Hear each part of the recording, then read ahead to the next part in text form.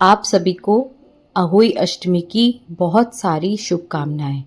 अहोई अष्टमी की ये मान्यता है, जो निसंतान दंपति होते हैं वो गिरिराज जी के राधा कुंड में रात को 12 बजे स्नान करते हैं तो उनको ज़रूर से संतान की प्राप्ति होती है। कार्तिक कृष्ण अष्टमी को औरतें ये व्रत अपने बच्चों की लंबी उम्र के लिए रखती हैं। इसकी कथा इस प्रकार है। किसी स्त्री के 7 लड़के थे। कार्तिक के दिनों में दिवाली के पूर्वाह्न की लिपाई पुताई करने के लिए मिट्टी लाने वह बाहर गई थी। वह जहां मिट्टी खोद रही थी उसी के नीचे सई की मान थी। दैव योग से उस स्त्री की कुदाली सई के बच्चे को लग गई, जिससे वह तुरंत ही मर गया। यह देखकर स्त्री को बड़ी दया आई, पर वह तो मर ही चुका था, अब क्या ही हो सकता था। इस कारण वह मिट्टी लेकर घर चली गई। कुछ दिनों के बाद उसका बड़ा लड़का मर गया। इसके बाद दूसरा लड़का भी मरा।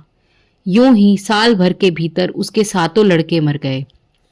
इस दुख से वह अत्यंत दुखी रहने लगी। एक दिन उसने स्त्रियों से विलाप करते हुए कहा कि मैंने जानकर तो कोई पाप कभी नहीं किया। एक बार मिट्टी खोदने में धोखे से एक सई के बच्चे को कुदाली लग गई थी। उसी दिन से अभी साल भर भी पूरा नहीं हुआ, मेरे 7 लड़के मर गए। तब वे स्त्रियां बोली कि आधा पाप तो तुम्हारा अभी कम हो गया, जो तुमने 4 के कान में बात डालकर पश्चाताप किया। अब जो रहा उसका प्रायश्चित यही है कि तुम उसी अष्टमी के दिन अष्टमी भगवती के समीप सई और सई के बच्चों के चित्र लिखकर उनकी पूजा किया करो। ईश्वर चाहेगा तो तुम्हारा हिंसा पाप दूर होकर तुम्हें पुनः पूर्ववत संतान की प्राप्ति होगी।